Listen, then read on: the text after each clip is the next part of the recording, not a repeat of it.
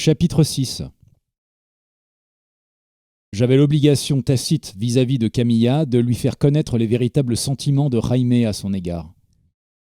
Aussi, dès le lendemain matin, je retournai à sa haute maison. Pendant que je lui parlais, je voyais qu'elle tombait des nues.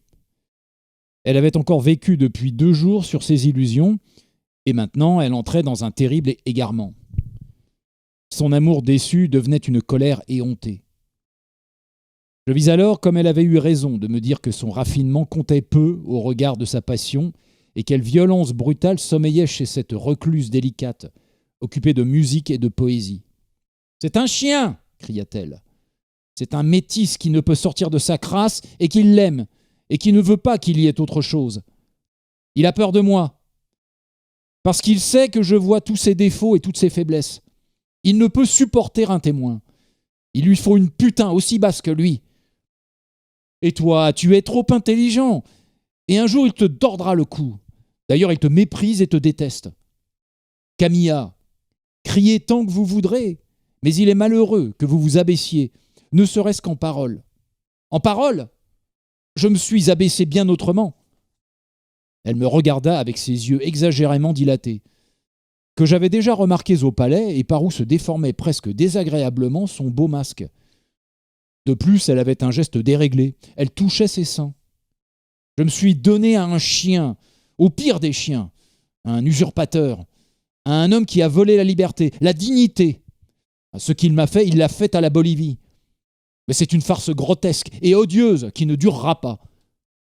J'étais navré et effrayé. Toute la haute idée que j'avais formée sur le nom de Camilla se défaisait, et je me demandais si Jaime était bien coupable de cette débâcle. Il y avait moins de force dans Camilla que dans Conchita. Je me retirai brusquement, rempli de dégoût et de regret. Mais dans le vaste vestibule de la maison Bustamante, je trouvai Isabelle, qui m'emmena dans une pièce écartée. Elle se demandait ce que je savais par Camilla et par Jaime. En dépit de mon désarroi, je revins à la curiosité. Il s'agissait de lui faire croire que je savais tout, pour apprendre le reste. Je ne comprends pas que Camilla s'abaisse à être jalouse de Concepción, commençai-je assez brusquement. Elle est femme, mais elle veut être exception. Nous voulions tous qu'elle fût exception, n'est-ce pas, Isabelle ? Isabelle tressaillit. Ce tressaillement m'incita à la fouiller implacablement. Vous l'avez préparée, il est vrai, à se faire bien du mal en acceptant et en cultivant cette haute prétention chez elle. Son regard avoua une lucidité entière. Mais en dépit des bonnes raisons qu'elle avait, insinuai-je, car je reconnais qu'elle avait de bonnes raisons, elle n'aurait pas dû porter le débat sur la question de Concepción. Ces bonnes raisons, j'espérais bien qu'Isabelle allait enfin me les faire connaître. En effet, elle parlait et du même coup montrait ce qu'elle n'avait jamais encore fait, de l'amertume et de la révolte à l'égard de sa sœur. Vous trouvez que Camilla avait de bonnes raisons ? Non, il faut avouer que sur ce chapitre, elle a été insensée. Insensée. Insensée ? Enfin, la Conchita était bien malade. Je sais de source sûre qu'elle a vraiment manqué mourir. Et alors ? Lançai-je au hasard. Comment et alors ? C'est bien le devoir de Jaime d'aller la voir. Je commençais à entrevoir quelque chose. Oui, mais, insistai-je bravement, si elle l'avait laissé aller sans rien dire, mais elle lui a bel et bien déclaré que tout serait fini entre eux s'il y allait. Comment savait-elle tout cela ? Elle avait écouté aux portes. Tout cela devenait banal, sauvagement banal, mais banal. Déçu jusqu'à l'os, je devins diabolique. Il n'y a pas eu que cela, affirmai-je péremptoire. Non, il y a tout ce qu'elle lui a dit. C'est là qu'elle a perdu tout son prestige. Ainsi donc, Concepción avait joué malgré tout un rôle décisif. Je ne parvenais pas à le croire. Aussi secouai-je la tête d'un air profond. Je ne jouais peut-être pas si bien la comédie, car brusquement, Isabelle me marqua de la défiance. En tout cas, elle détourna la conversation. « Croyez-vous qu'ils soient à jamais des ennemis ?» Je hochai la tête. Mais à ce moment, une des sœurs mariées, Augusta, fit irruption dans la chambre, en s'écriant « Camilla part pour San Pablo ! Viens, elle est folle, elle ne veut plus rester 1 minute de plus à la passe !» Camilla partit pour cette lointaine propriété. Isabelle me raconta le lendemain qu'elle était dans un état de muet égarement tout à fait effrayant à voir. bien que la défaite de Camilla eût bouleversé jusqu'au fond de l'âme Isabelle, en mettant en question tout d'un coup son asservissement qui dépendait du sentiment qu'elle avait eu longtemps de la supériorité en tout de son aîné. Elle était aussitôt rattachée par la pitié et l'inquiétude. « Elle va faire des folies. Elle nous perdra tous », avait ajouté Augusta qui se trouvait de nouveau là. Augusta était la femme du docteur Belmez. Et elle ne semblait pas dénuée d'intention en disant cela devant moi. Isabelle sembla regretter ce qu'avait lâché sa sœur. La puce à l'oreille, j'allais voir le docteur Belmez. Je me reprochais de ne pas l'avoir fait plus tôt, mais ce gros homme m'agaçait avec son regard fixe, sa prétention à me scruter et à me fasciner. Il me semblait la dernière personne digne de porter des énigmes, et les intrigues dont il fallait bien le soupçonner me paraissaient être les plus ennuyeuses capucinades. En comparaison, Florida me paraissait le parangon de toutes les hauteurs spirituelles et d'une indéniable délicatesse dans les fins, sinon dans les moyens. Toutefois, un mot d'Isabelle 2 jours auparavant m'avait vivement intéressé. Il y avait eu collusion entre Belmez et Florida dans le projet de marier Camilla avec Jaime. Je feignis d'ignorer certaines choses et je lui dis « J'ai beaucoup de respect pour l'amour et c'est pour moi une horrible pensée que le père Florida ait mis son nez dans les sentiments de votre belle-sœur. Sans compter que cela a amené une catastrophe. Ah, vous pensez comme moi que le Florida a tout fait pour empêcher ce mariage ? » Je ne pus pas dissimuler ma surprise, qui du reste fit place aussitôt à l'incrédulité. Il suffisait que l'idée vînt de Belmez pour qu'elle me parût douteuse. Florida voyait un intérêt politique dans le fait que Jaime serait prisonnier d'une famille comme celle des Bustamante. Belmez me rétorqua « Il ne pouvait être qu'hostile à un mariage qui, à vous, paraissait utile. » Je n'osais avouer à personne que le calcul politique avait été peu de chose dans mon intrigue. L'avouer m'aurait fait perdre toute autorité aux yeux de tous ces gens qui avaient décidé une fois pour toutes, semblait-il, que j'étais un dangereux compère. Enfin, lâchai-je, chacun espérait tirer parti par la suite de cette union. Belmez approuva avec une plate satisfaction qu'il montrait chaque fois que le machiavélisme était à l'ordre du jour. En tout cas, docteur, tout est par terre. Et il reste que Camilla est désolée. Cela est aussi bien la faute de Jaime.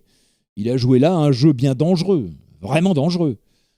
Cela n'est pas politique, pas du tout politique, et cela pourra lui coûter fort cher. Je fus frappé du ton extrêmement aigre du docteur. Bah, fis-je, affectant la négligence. Il était entendu depuis longtemps que les grands étaient contre lui. Et après tout, vous avez peut-être raison. La manœuvre de Florida n'était qu'une feinte pour mettre le protecteur, en tout cas, dans une position vulnérable. Vous devriez vous en féliciter. Cela obligera Jaime à se rapprocher de vous. Belmez secoua la tête d'un air gêné, hostile. Cela me donnait de plus en plus à réfléchir. Il y avait là quelque chose qui menaçait Jaime. D'où venait cette hostilité ? Il me faudrait y réfléchir. Après avoir quitté Belmez, je sentais de plus en plus la nécessité d'être mieux informé et de pénétrer dans tous les milieux possibles à la fois. La police de Jaime ne m'inspirait aucune confiance, ni quant à l'habileté, ni quant à la fidélité, et je ne comptais que sur moi-même. Je fréquentais assidûment Isabelle. Elle m'avait toujours marqué de l'amitié comme sa sœur, mais l'absence de celle-ci lui donnait une liberté dont je profitais plus que je ne l'aurais espéré. Elle trouvait une satisfaction visible à occuper la première place dans la maison et, par exemple, recevoir mes soins. Elle avait en même temps conscience de cette petite faiblesse et me le marquait. La fille était habitée par une terrible lucidité et il lui venait maintenant une sorte d'humour surprenant. Je m'indignais qu'elle n'eût pas d'amoureux. Elle était belle, aussi belle que Camilla, mais avec des charmes trop aiguisés qui décelaient le dessèchement de son âme. Il y avait aussi une négligence dans sa toilette qui, plus que toute autre chose, révélait son fond de désespoir, né de l'idée qu'elle ne pouvait que doubler, répéter Camilla, et que cela était vain et médiocre. Pourtant, elle ressentait en ce moment la tentation d'échapper à ce destin, et la pensée s'établit en moi d'émouvoir cette tentation de façon décisive. J'avais, je ne savais pourquoi, une alliée dans Augusta Belmez. Il n'avait de cesse de marquer le plaisir qu'elle ressentait à l'intimité grandissante avec sa sœur et avec elle-même. Un jour, profitant de ce qu'elle était seule un instant, elle me glissa « Isabelle est bien plus perspicace que Camilla, mais elle ne veut voir que par les yeux de notre aînée. C'est ainsi qu'en ce moment, elle ne perçoit pas le danger que court Camilla. » Quel danger courait Camilla? Je voyais bien qu'il y avait dans la maison Bustamante de nombreux allées et venues, mais je n'osais paraître trop attentif. Enfin, il m'arriva de rencontrer l'un des cousins, Roberto, qui parut fort mécontent de me voir là et me fit grise mine. Comme il venait de l'estancia où était Camilla, je lui demandai de ses nouvelles, et sa gêne hargneuse me fit flairer quelque chose. Les deux cousins, Manuelito et Roberto, avaient quitté La Paz avec Camilla, et depuis étaient restés auprès d'elle. Ils avaient toujours déclaré leur opposition à Jaime, et honni sa venue dans la maison. Ne complotaient-ils pas? N'était-ce pas là le danger que courait Camilla? Sur ces entrefaites, je rencontrai en ville un des suppôts du père Florida, à qui j'avais par hasard moins marqué d'aversion qu'à tous ceux qui hantaient le séminaire. Ce Luis vint vers moi et me fit des avances. Bien que je me méfiasse fort de lui, je le laissai faire. C'était un assez joli garçon, qui n'était point d'église mais du barreau. Fort ambitieux, son jeu auprès de Florida semblait moins abject que celui des autres. Il lança 2 ou 3 pointes sur le démon politique des jésuites. Je faisais la sourde oreille, pensant qu'il m'avait été délégué par Florida pour m'espionner. Mais enfin, je ne le décourageais pas tout à fait. Il finit par me laisser entendre qu'il ne souhaitait rien autant que d'être présenté dans la famille Bustamante. Je dressai l'oreille. Et comme je ne disais rien, pour me remercier d'avance, il se mit à me parler carrément du rôle qu'avait joué le père Florida dans la brouille de Jaime et de Camilla. Il y avait là une belle idée, proférai-je onctueusement. Rapprocher les grands et le peuple, mais était-ce l'idée du père Florida? Vous êtes trop fin pour n'avoir pas deviné qu'il ne voulait cela à aucun prix. Le père Florida a tout fait, je puis vous l'assurer, pour brouiller Doña Camilla avec Don Jaime. C'est possible. Oh, mais c'est certain.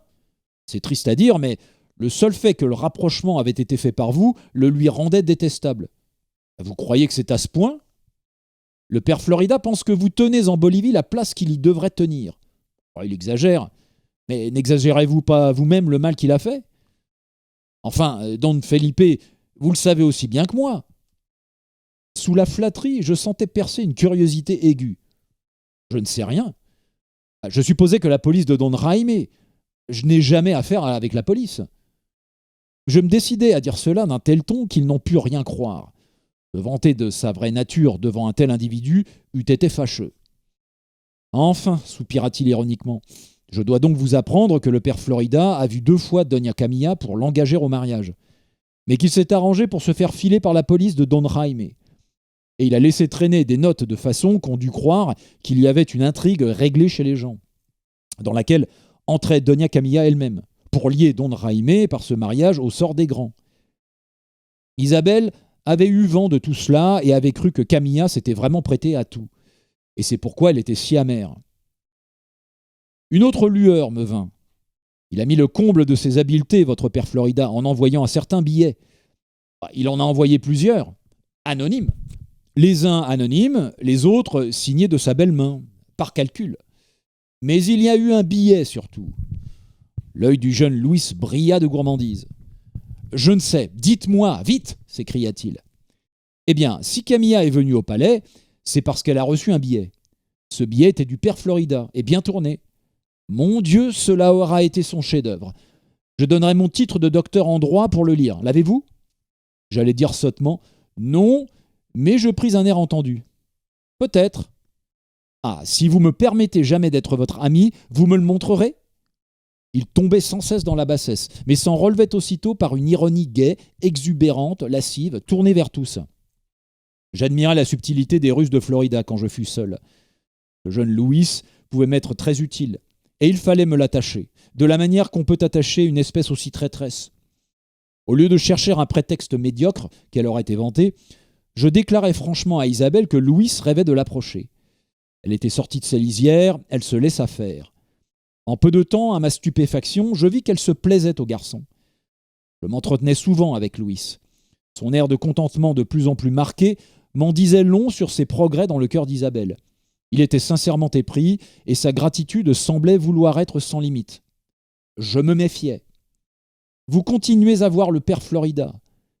Comment lui expliquez-vous vos relations avec moi et avec Isabelle Bustamante? Je fais l'étourdi et lui fais croire qu'il ne s'agit que d'amour. Il ne s'agit que d'amour? Non, je veux vous servir, et Don Jaime à travers vous. Pour tout vous avouer, je crois à la fortune de Don Jaime et veux m'y attacher. C'est pourquoi je suis de près le complot qui se noue. » Il y avait eu un complot, et il était placé au cœur même du complot. Isabelle était devenue sa maîtresse avec une prompte et une tranquille audace qui me déconcerta tout à fait. Elle ne lui tint pas longtemps caché que Manuelito et Roberto Bustamante étaient entrés dans un projet d'assassinat de Jaime. Camilla, qui s'était donné à Manuelito, y prêtait les mains, cela était tout à fait certain. Et de l'estancia de Camilla, les émissaires galopaient vers ceux du père Florida. Cet étrange garçon qu'était Luis me conta cela tout d'un coup. Il ne semblait pas gêné une seconde par le fait que c'était dans le lit d'une fille aimée qu'il se renseignait. Pour le moment, il n'avait rien acquis de plus précis, car Isabelle ne pouvait être seule avec lui que pendant de brefs instants. Elle est si belle que j'ai bien de la peine à retrouver ma tête pour la faire parler. Elle me dit tout cela par abandon d'amour et parce qu'elle est obsédée par la peur. Elle est persuadée que tout cela finira mal et que sa famille y trouvera la ruine. Et c'est elle-même qui la prépare, cette ruine, en laissant faire Camilla.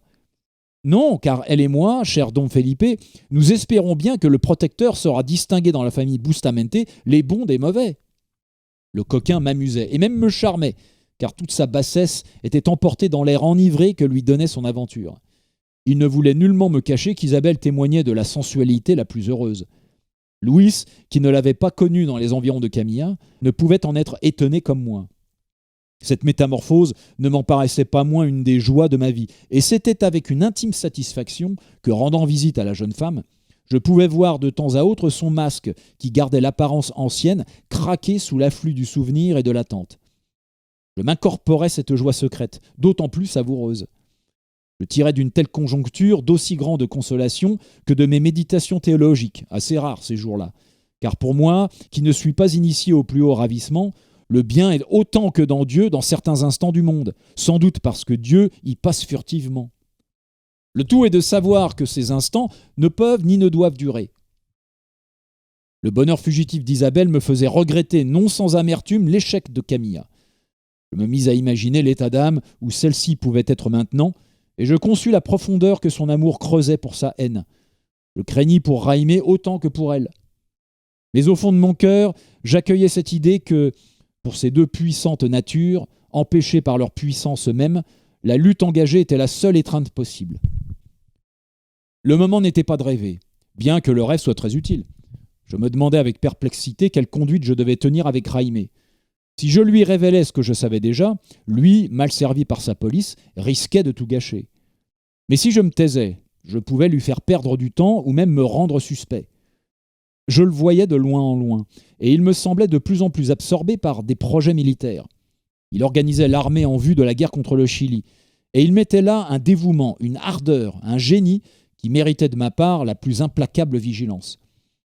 À un moment, j'imaginais de me jeter dans la gueule du loup et de courir à San Pablo, à l'estancia de Camilla, pour lui remettre devant les yeux toute la grandeur de Jaime et comment elle manquait à elle-même en ne reconnaissant plus cette grandeur. N'étant pas tout à fait sûr de Louis, je n'osais m'ouvrir à lui de ce projet. Mais à la réflexion, je dus convenir que si je pouvais jouer sur la générosité de Camilla, je n'échapperais pas au fond de cette province au père Florida ou à Manuelito Bustamante, le cousin préféré de Camilla. Je commençais à m'inquiéter, à m'impatienter et à réclamer à Louis des précisions. Son action auprès de moi, n'était-ce pas un coup fourré du père Florida qui voulait ainsi me divertir et m'endormir ? L'essentiel ne m'échappait-il pas ? Je tâtais le terrain du côté de Belmez. Sa femme me regardait longuement avec des airs entendus. N'était-elle pas au courant par ses sœurs et ne le mettait-elle pas au courant ? Le complot de San Pablo aboutirait au triomphe des grands. Cela me semblait contraire à la politique des maçons. Il est vrai que Jaime n'avait peut-être pas donné à ceux-ci des gages suffisants. De là venait sans doute la mauvaise humeur de Belmez. Et après tout, celui-ci et sa secte étaient-ils si hostiles dans le fond aux grands ? Était-ce uniquement par ambition personnelle que Belmez avait souhaité l'entrée de Jaime dans la famille Bustamante ? N'était-ce point pour ménager des chemins de communication en tous sens à sa secte ? Étrange famille Bustamante, où se composaient et se décomposaient toutes les forces de la nation. Isabelle trahissait-elle consciemment sa sœur, ou ne voyait-elle d'autre moyen de la sauver que de faire échouer d'avance le complot ? L'aimait-elle encore le moins du monde ? Oui, elle était noble,